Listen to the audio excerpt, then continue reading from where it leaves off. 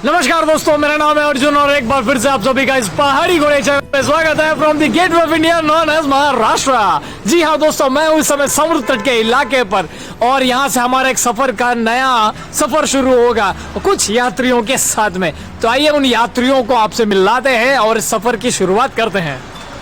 बाहर से आए हैं तो आपको उनका परिचय करा दूं, जरा देख लीजिए पीछे। उत्तराखंड से आए हैं। ये पहाड़ी यात्री आप देख रहे हैं, हाय हेलो बोलते हैं। हाँ जी, हमारे साथ में जो ड्राइवर साहब हैं, इनका नाम गणेश है। गणेश साहब एक बार हेलो बोल दीजिए।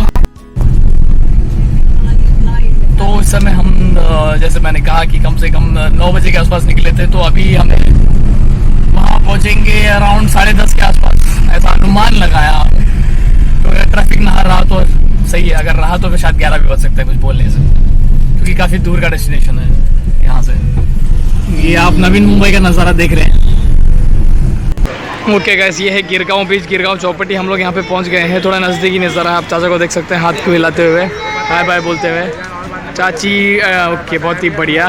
ये है एकदम समुद्री किनारा, बीच जिसे हम कहते हैं बीच। ये लो भाई, लोगों ने बर्तन धोने की जगह भी ढूंढ निकाली है समंदर में। ज़रा सोचो तो, अगर आप गौर से देखेंगे तो एक लेडीज़ यहाँ बर्तन धो रही है समंदर में। ओके, ये हल्की हल्की धुंधली धुंधली आपको बिल्डिंगें अगर आपको नज़र आ रही होंगी, तो यहाँ हीरो हीरोइन पॉलिटिशियन अच्छे बुरे गंदे सब यहीं रहते हैं।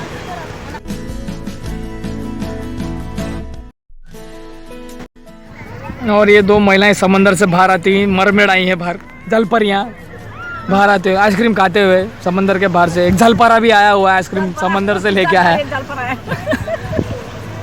जलपरा।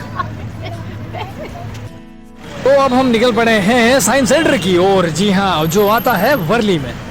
तो चलें, यहाँ पे लिखा हुआ है, यहाँ जा रहे हैं हम लोग इस समय। चलो ठीक है, अभी हम एंट्री में। ओके, अभी हम खड़े हैं बाहर साइंस ओडिसी सेंटर के बाहर, बस इसके अंदर एंट्री होने वाली है हमारी। हम नेहरू साइंस सेंटर के अंदर मौजूद हैं, जहाँ पे हम ये जो वाइट देख रहे हैं, ये एक्चुअली थिएटर है, डोम शेप होटल सिस्टम है। होटल बोल रहा हूँ, theatre system, dome shape theatre system है, जहाँ पे अंदर में आपको बताया जाएगा साइंस के बारे में, विज्ञान के बारे में।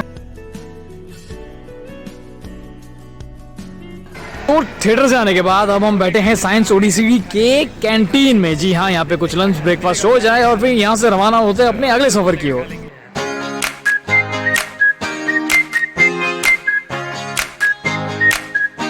Welcome to the gateway of India guys. जी हाँ, जो आप देख रहे हैं 20वीं शताब्दी का बना हुआ एक आर्क आज भी खड़ा है ब्रिटिश साम्राज्य द्वारा। जी, उन्होंने ये बनाया था अपने खुद के स्वागत के लिए।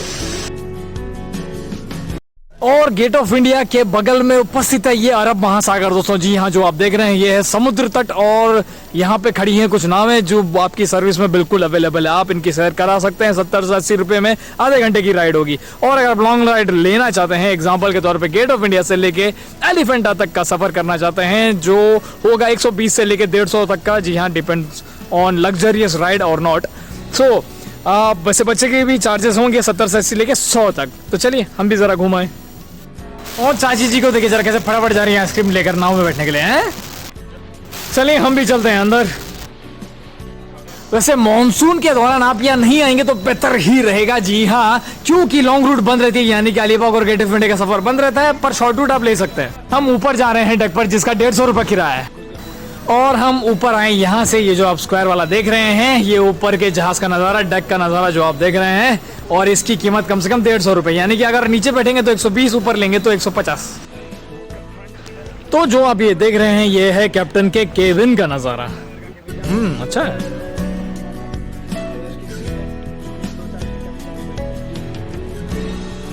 ये है अपने मुंबई की शान ताज होटल, और उसके बगल में जो आप देख रहे हैं वो भी ताज ही है।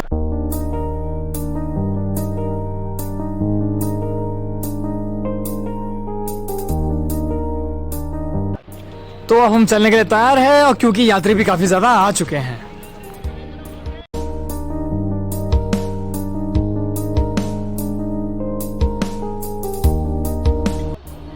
तो हमारी नाव निकल पड़ी है गेट ऑफ इंडिया को छोड़ते हुए एलिफेंटा की ओर। जैसे कि आप देख ही रहे हैं, हम पोर्ट छोड़ चुके हैं। तो जहाज के कप्तान साहब आ चुके हैं और जहाज के उप कप्तान साहब भी आ चुके हैं, वो रहे।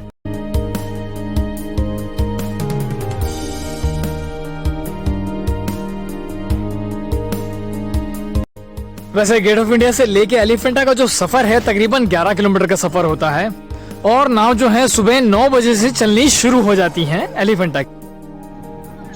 तो सुबह 9 बजे से नावें चलनी शुरू हो जाएंगी और हर आधे घंटे में नावें छूटती रहती हैं एलिफेंटा के लिए। और वैसे आखिरी जो नाव होती है वो तकरीबन 2:30 बजे की होती है। उसके बाद वो नाव चलाना बंद कर देते हैं टुवर्ड्स एलिफेंटा या अलीबाग के लिए। हाँ, अलीबाग के लिए मैं शायद गलत हो सकता हूँ।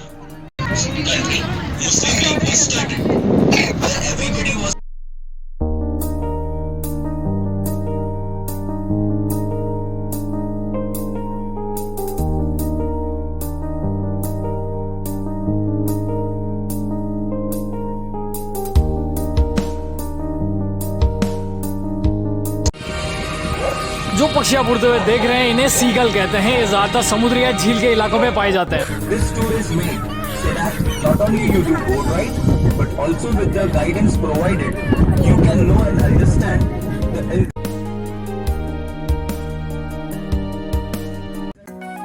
Welcome to the island of Elephanta. जी हाँ दोस्तों, जो आप देख रहे हैं ये है एलिफेंटा का एक टापू और आपने बिल्कुल सही पहचाना, ये रेलवे ट्रैक ही है। जी हाँ, यहाँ पे एक मिनी ट्रेन भी उपलब्ध है, बस आती होगी। लीजिए, ये आ गई है एलिफेंटा एक्सप्रेस। जी हाँ, ये जा रही है डॉकयार्ड में पैसेंजर्स को रिसीव करने के लिए, जहाँ से हम आए हैं मतलब। जी हाँ दोस्तों, ये एलिफेंटा जो ये टापू है पूरी तरीके से समुद्र से घिरा हुआ है।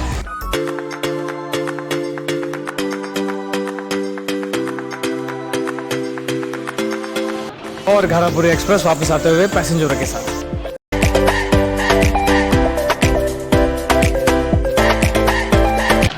जी हाँ दोस्तों, ये है घारापुरी का प्रवेश द्वार। जी हाँ, यहाँ से एक गांव है जैसा मैंने कहा जिसका नाम घारापुरी है, वो आपका स्वागत कर रहा है। और प्लस इस गांव में घुसने के लिए टिकट है। मेरा मतलब यहाँ केव है उसके लिए टिकट है। जी हाँ, यहाँ पे टिकट ली जा रही है केव में जाने के लिए। जी हाँ, यहाँ पे केव है, ऑब्वियसली 400 लगेगा ही, गवर्नमेंट इसकी देखभाल कर रही है। तो यहाँ से जो केव तक का सफर है, जी हाँ, वो तकरीबन ये जानवर देखो। तो मैं कह रहा था पूरा 1-1.5 किलोमीटर का सफर होगा यहाँ से और पूरा मार्केट ही मार्केट होगा। तो आइए मार्केट का मजा लेते हुए चलते हैं। तो यहाँ से मार्केट शुरू हो जाता है और यहाँ से लेके अब लंबा लंबा मार्केट मिलेगा। वैसे यहाँ पे देखिए घारापुरी गाँव, जी हाँ, एक आइलैंड पे एक टापू पे बना हुआ गाँव। तो वैसे अब हमें 1.5 किलोमीटर चला हूँ। कस्टमर सर्विस वाले भी है यहाँ पे। हेलो सर, हेलो, ध्यान नहीं दे रहे, कोई बात नहीं। तो यहाँ पर जगह जगह पर कस्टमर सर्विस वाले उपलब्ध है आपकी सर्विस के लिए। एक्चुअली संभल कर रहे हैं कहीं ये सर्विस लेने के बजाय देने ना पड़ जाए।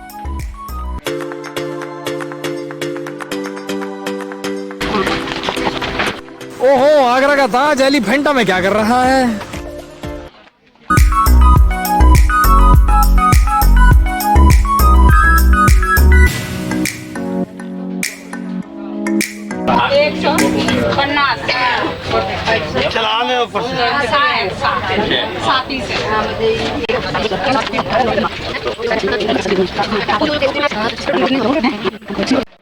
Welcome to the cave of Elephanta guys. जी हाँ, आपका इस गुफा में स्वागत है। तो ये गुफा इतनी प्रसिद्ध क्यों है? क्योंकि ये गुफा भगवान शिव को समर्पित है। वैसे ये जो आइलैंड है तकरीबन समंदर में 2 किलोमीटर के दायरे में फैला हुआ है। और हाँ, यहाँ 2री सदी में बनाई गई बौद्ध की मूर्तियाँ भी हैं। ये जो मूर्तियाँ हैं ये चट्टानों को काट कर तराश कर बनाई गई हैं और ये ज्यादातर लंबाई में खड़ी हैं। जी हाँ, और ये दर्शाती हैं हिंदू और बौद्ध धर्म को।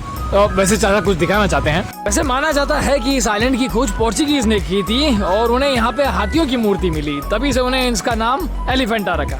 वैसे भी उनको और कुछ समझ में आया भी नहीं होगा।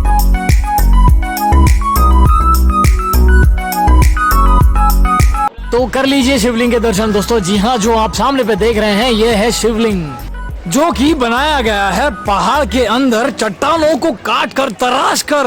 जरा सोचिए तो इन बड़ी मूर्तियों के बारे में, किस तरह से इन्होंने बनाया होगा, कौन सी टेक्नोलॉजी यूज की होगी यार, जो आज नहीं है। अरे दूसरे इसमें डाल दूंगा उसको। आइए जरा आपको शिव की मूर्ति दिखाते हैं। जी हाँ, ये देखिए, यहाँ पे शिव की 17 फीट ऊंची त्रिमुख यानी कि त्रिदेव सदाशिव के नाम से जाने जाने वाले नटराजन जो आपके सामने उपस्थित है। जी हाँ, ये काफी बड़े भव्य हैं यार।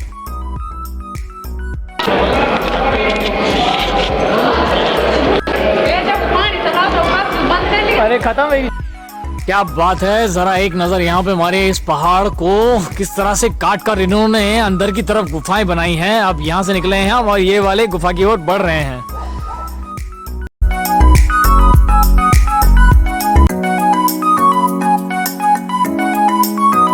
तो दोबारा से कीजिए शिवलिंग के दर्शन दोस्तों। जी हाँ, जैसे कि आपने उस वाली गुफा में देखा था कि वहाँ पे शिवलिंग थे और वहाँ पे बाहर 2 पहरेदार थे लंबे से, यानी कि मूर्तियां बनी हुई थी जैसे कि वो बनी हुई है।